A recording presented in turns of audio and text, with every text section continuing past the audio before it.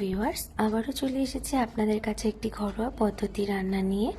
আজকে আমি আপনাদের দেখাবো লোটে শুটকির চাটনি। আপনাদের ভালো লেগে থাকলে অবশ্যই একটি লাইক এবং কমেন্টের মাধ্যমে আমাকে জানাবেন। প্রথমে মাছগুলোকে কেটে নিয়ে গরম জলে কিছুক্ষণের জন্য ভিজিয়ে রাখলাম। কিছুক্ষণ পরে মাছগুলো নরম হয়ে এলে তার মধ্যে থেকে কাঁটাগুলো বের করে নিলাম এবং ঠান্ডা জলে আবার ভালো করে ধুয়ে নিলাম। ধোয়া হয়ে গেলে কড়াইতে সরষের তেল দিয়ে, তেলের পরিমাণটা একটু বেশি করেই দেবেন। তেল দিয়ে তাতে মাছগুলো দিয়ে দিলাম, দিয়ে তাতে পরিমাণ মতো হলুদ লবণ দিয়ে ভাজা করে নিলাম।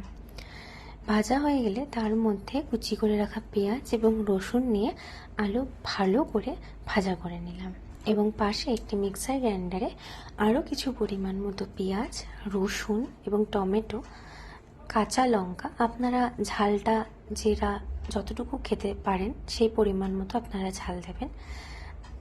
আমি কাঁচা লঙ্কা দিয়ে মিশ্রণটি পেস্ট করে নিলাম এবং কড়াইতে ভাজা হয়ে এলে তাতে পেস্টটি দিয়ে দিলাম, দিয়ে আরও কিছুক্ষণের জন্য ভালো করে কষিয়ে নিলাম।